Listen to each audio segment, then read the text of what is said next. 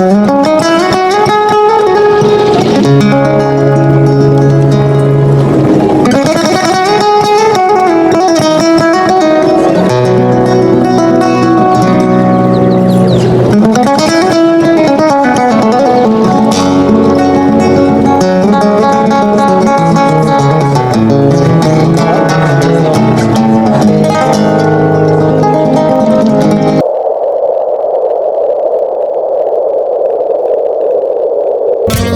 all flesh is like grass, and all its glory is like the white flower of the grass.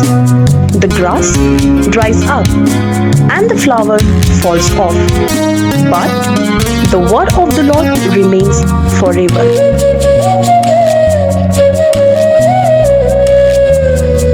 କାରଣ ସମସ୍ତ ମର୍ତ୍ତ୍ୟ ତୃଣତୁଲ୍ୟ, ତାହାର ସମସ୍ତ ଶୋଭା ତୃଣର ପୁଷ୍ପ ସଦୃଶ୍ୟ।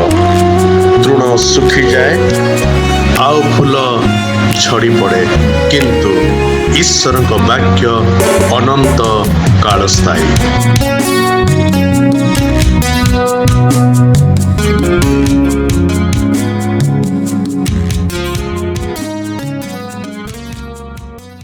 प्रिय मंडली, प्रभु जीशुଙ୍କ अति बहुमूल्य नाम आपको शुभेच्छा जनाए। पुणी आज यही बाइबल अध्ययन कार्यक्रम जहाँ प्रभुଙ୍କ दिन में आम सुजोग पाइछु प्रभुଙ୍କ वाक्यर आलोचना करने से आपण मानू स्वागत करे।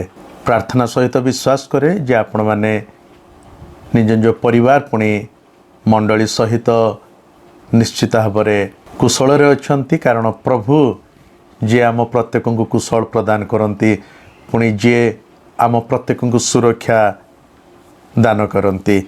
प्रभुଙ୍କ महत् पुणी पवित्र नामर गौरव हेउ। आपण मानक स्मरण रे थिबो गत उपासनार दिन रे आमे फिलिपियो तार 3 अध्याय 1 आउ 2 पद को पढ़ी आलोचना करिथिलु। फिलिपियो तार 3 अध्याय 1 पुणी 2 पदरे पाउल सेठास्थ साधुमान निकट को से ए कथा कहती जे प्रभुଙ୍କ ठारे आनंद कर, उत्साहित करने चाहती। कहती प्रिय मंडली, प्रिय साधुवृंद, प्रभुଙ୍କ ठारे आनंद कर। पुणी से कहती थरक थर यह कहवा मो निमंते क्लांतिजनक नुह, बा मुझे थरक थर यह लिखुची मुझे क्लांत अनुभव करूना, बरं से सबू तुम्हां निमंते निष्ठाजनक अटे, निष्ठार विषय अटे। पुणी 2 पदरे पाउल कहिले कुकुर मानक ठारू सावधान।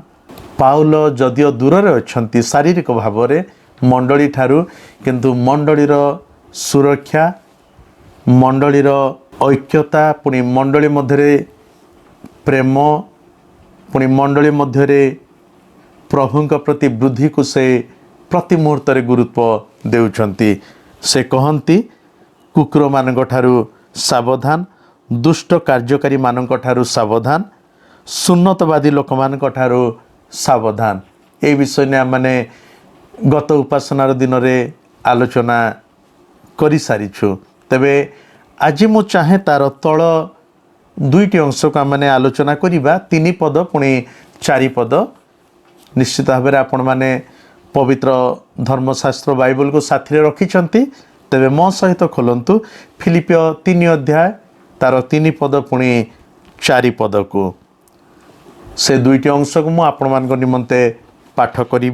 लेखा अछि, कारण आम्भे माने प्रकृत रे सुन्नत प्राप्त, आम्भे माने ईश्वर का आत्मा रे उपासना करू, पुणी बाहिक विषय उपरे निर्भर न करी ख्रीष्ट जीशुଙ୍କ ठारे दर्प करू। 4 पद, मु तो बाहिक विषय उपरे मध्य निर्भर करि पारंती, जदि अन्य केही बाहिक विषय उपरे निर्भर करि पारे बोली मने करे, तेबे मु अधिक करि पारे। तेबे आसंतु ए 2 पद को नहीं माने अल्प समय आलोचना करिबा।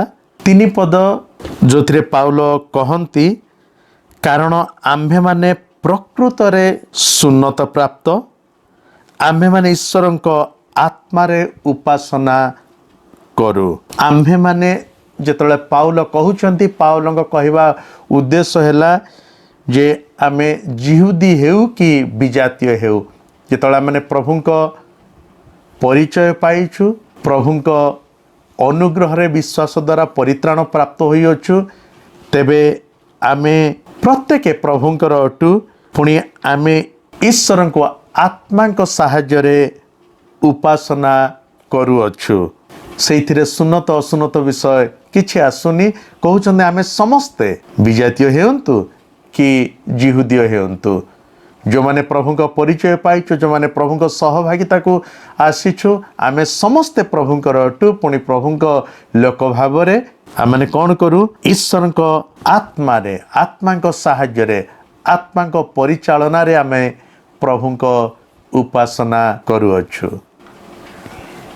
जणे प्रकृत जिहुदी बा प्रकृत ख्रिस्टियन रो तीनोटी चरित्र देखा मिली थाए जदि आम प्रकृत विश्वासी बा ख्रिस्टियन को विषय कथा देखू आम ए पद को आधार करी कहि परिबा जे ता मध्य रे तीनोटी चरित्र देखा मिली थाए सेगुड़िक कौन प्रथमटी है से माने निज शरीर द्वारा चालित न होई आत्मा द्वारा चालित होई उपासना करि थांती they worship in the spirit not by the work of the flesh शरीर कार्य द्वारा शरीर चालना रे चालित न होई आत्मा को चालना रे चालित होई आत्मिक भाव रे उपासना करि थांती पुणी द्वितीय रे समानंकर सर्वोच्च विषय बा जेउथि प्रति समाने अति मनोयोगी ताहा हेउछि जीशु ख्रीष्ट बा ख्रीष्ट जीशुଙ୍କ उपरे जणे प्रकृत ख्रिस्टियन जणे प्रकृत विश्वासी अपना मनोनिवेश करिथाए their highest treasure is Christ Jesus तांको सम्मुख रे जेतळे उपासनार कथा आसे आराधना कथा आसे सेवा कथा आसे ख्रीष्ट जीशु ही समान निमंते एक सर्वोच्च मूल्य अटंती पुणी तृतीय रे सेमाने कौन सी भाव रे मनुष्य द्वारा परिचालित न होई बा मनुष्यर कार्यकलाप द्वारा परिचालित न होई मनुष्यर कार्यकलाप उपरे लीन न होई सेमाने ईश्वर के उपरे निर्भरशील होई थांती they do not rely on the value and activities of humanity unaided by the Holy Spirit से कौन सी भाव में मनुष्य द्वारा परिचालित बा मनुष्य द्वारा देखा जाउथिबा कार्यकलाप उपरे निर्भरशील हुअंतिनी बरं संपूर्ण भाव में आत्मा द्वारा चालित हुअंती पुणी प्रभुंक उपासना करती तेरे पाउल तीन पदरे कहती कारण आम्भे माने उभय को से लक्ष्य करी कहउछंती जिहुदी पुणी अणजिहुदी से कहती आम्भे माने प्रकृत रे सुन्नत प्राप्त आम्भे माने ईश्वर को आत्मा रे उपासना करू जेतले सुन्नत कथा आसे सेतले सेई प्रसंग को नहीं पाउल रोम रे थिबा साधु मान निकट को भी लेखंती यदि आमने रोमियो तार 2 अध्याय 29 पद को देखिबा 2 अध्याय 29 पदरे पाउल एक कथा कहती से लेखती यही भाव में किंतु अंतर रे जे जिहुदी से जिहुदी पुणी आक्षरिक भाव में नुहे मात्र आत्मिक भाव में हृदयर जे सुन्नत ताहा प्रकृत सुन्नत एपरी लोक मनुष्य मानक ठारू प्रशंसा प्राप्त हुए नहीं किंतु ईश्वर ठारू प्राप्त हुए तेबे पाउल रोम रे थिबा साधु मान निकट को भी एक कथा स्पष्ट करती जे प्रकृति रे किए सुन्नत प्राप्त पुणी किए सुन्नत प्राप्त नुहंती पुणी को भली लोक माने ईश्वर ठारा प्रशंसा प्राप्त हुअंती नहीं पुणी को भली लोक माने ईश्वर ठारू प्रशंसा प्राप्त हुअंती बा से कहती एपरी लोक माने मनुष्य मानक ठारू प्रशंसा प्राप्त हुअंती नाही किंतु सेमानकर कौन प्रशंसा ईश्वर ठारू होई थाए। सेमाने की प्रकार लोक माने अंतर रे जे जिहुदी से जिहुदी पुणी आक्षरिक भावरे नुहे मात्र आत्मिक भावरे हृदयर जे सुन्नत ताहा प्रकृत सुन्नत। हृदयर सुन्नत यह शरीर सुन्नत नुह किंबा कौन सी विधि विधान को पालन करी सुन्नत विधि दे अतिक्रम करने व्यक्ति विषय कह जाइनी किंतु हृदयर सुन्नत विषय को गुरुत्व देउछंती पाउल ताहा हेउची प्रकृत सुन्नत। 3 पदर शेष भागरे पाउल ए कथा कहिले पुणी बाहिक विषय उपरे निर्भर न करी ख्रीष्ट जीशुंक ठारे दर्प करिथाउ। पाउल कहंती जे आत्मिक भावरे हृदय सुन्नत प्राप्त अटे से कौन करे बाहिक विषय उपरे निर्भर न करी ख्रीष्ट जीशुंक ठारे दर्प करिथाए पुणी पाउल कहंती करू अर्थात से मध्य निजको सेथिरे जड़ित करुछंती। से कहंती आमे समस्ते जो माने प्रकृत रे प्रभु को पाई अछु जो माने प्रभु को निकटवर्ती होई अछु जो माने प्रभु को आत्मा को सहाय्य तांको उपासना करू अछु आमे प्रत्येक बाहिक विषय रे दर्प न करी गर्व न करी आमे प्रभु जीशुंक ठारे दर्प करिथाउ। आम को दर्प प्रकृत रे कौन से विषय उपरे न हवा आवश्यक।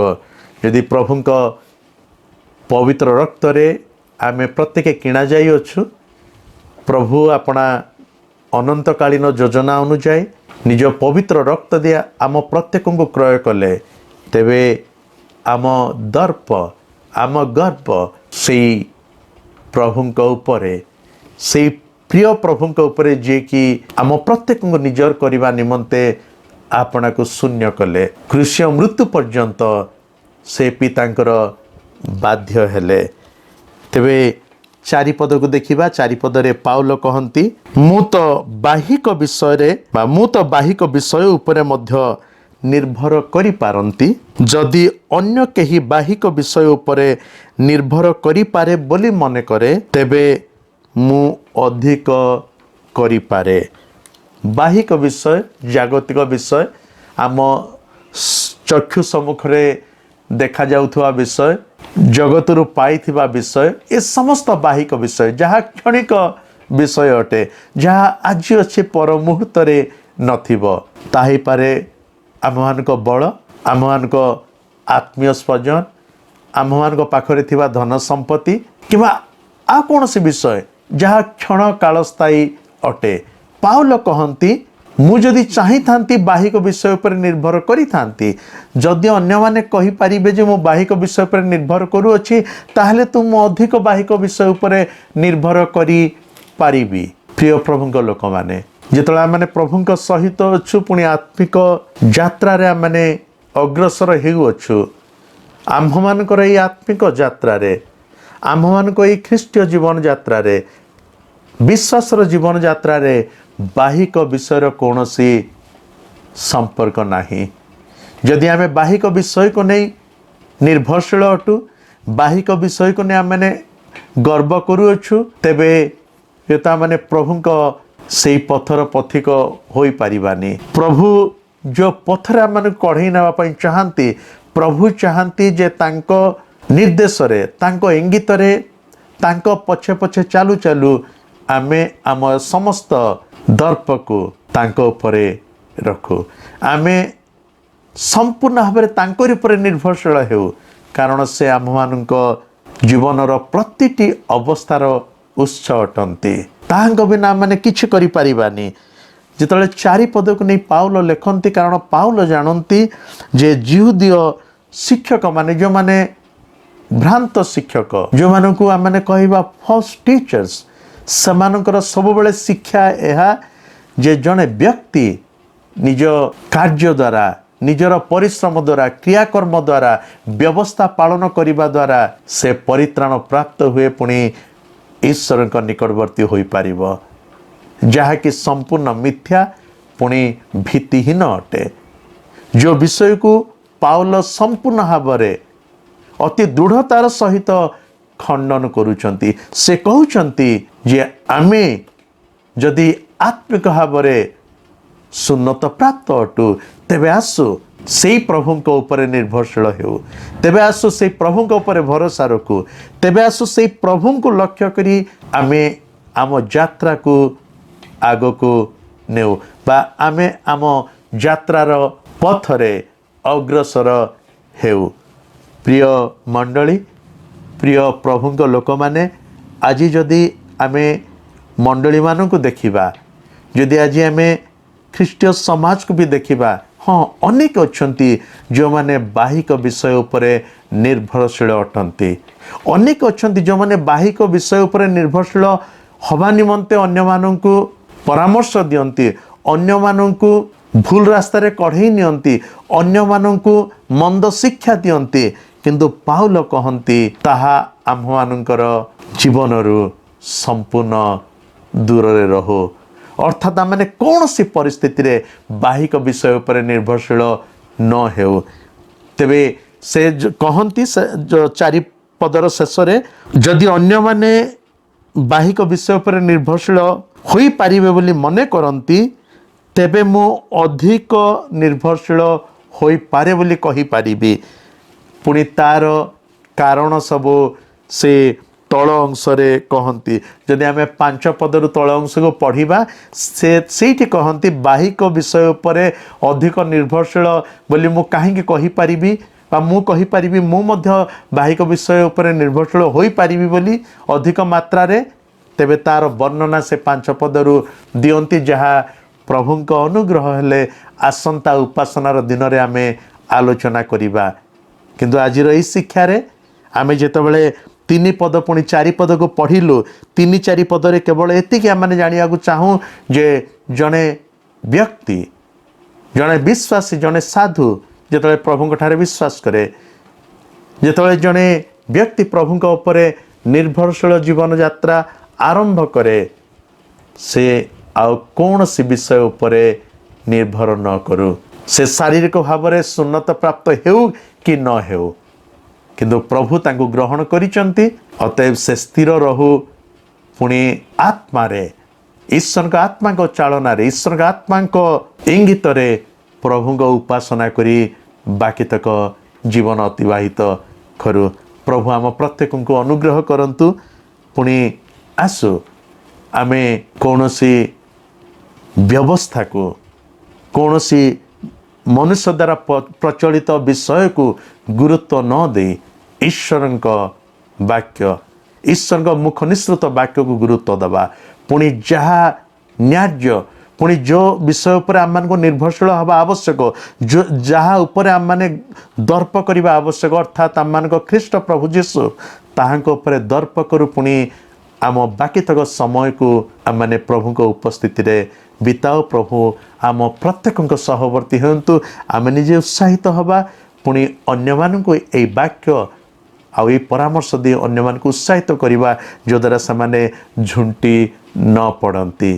कारण आज दिन में अनेक अच्छा जो माने विश्वासी मानक मंद पथ को कुपथ को टाणी नापी समस्त चेष्टा करती। से तो 2 पदरे पाउल कहिले कुकुर मानक ठारू सावधान। पुणी कहती दुष्ट कार्यकारी मानक ठारू सावधान, जो माने सब बेले प्रभु शिक्षार विरोध रे कार्य करती, प्रभु शिक्षार विरोधात्मक शिक्षा अन्य मानक दियंती, पुणी अन्य मानक मंद पथरे कढ़ई नापी सचेष्टा करती। आसु मैंने प्रार्थना करूँ प्रभु आम निकटवर्ती हंतु। पुणी प्रभु वाक्य प्रभु शिक्षा पुणी प्रभु उपस्थिति प्रति अवस्था आम प्रत्येक को उत्साहित पुणी प्रेरणा जोगाओ। प्रार्थना करिबा। स्वर्गीय प्रभु पुनर्बार आम धन्यवाद दो आज दिन पुणी समय पाई, पुणी आम प्रत्येक निकटरे जो वाक्य तुम्हें देई अछ प्रभु, जो वाक्य मैंने शुणीछु प्रार्थना करुछु से वाक्य प्रति जपरी आम मैंने अधिक मनोयोगी हबो, पुणी वाक्य अनुजाई जीवन काटबो साहाय्य कर। आम प्रत्येक को प्रभु से अनुग्रह दियो जेपरि आम मैंने बाहिक विषय उपरे निर्भरशील न होई तुम उपरे आमे आउजी पड़बू आम मान उद्धारकर्ता प्रभु जीशु ठारे आम मैंने दर्प करूँ से अनुग्रह कर आम प्रत्येक को तुमरी अनुग्रह पुणी तुमरी दयार डेणा तले आश्रय दियो गौरव आदर महिमा केवल तुमरी हेउ प्रभु जीशु अति पवित्र पुणी महत नाम रे समस्त प्रार्थना उत्सर्ग कलु आमेन। प्रिय मंडली प्रभु आम प्रत्येक को उत्साहित करंतु जेपरि आमे प्रभु वाक्य अनुଯାयी जीवन काटू काटू अन्य मानक मध्य सेई पथर पथिक हवा पाई साहाय्य करिबा परस्पर निमंते प्रार्थना करिबा परस्पर आशीर्वाद कारण हवा प्रभु आम प्रत्येक को बहुल भाव में आशीर्वाद करंतु धन्यवाद।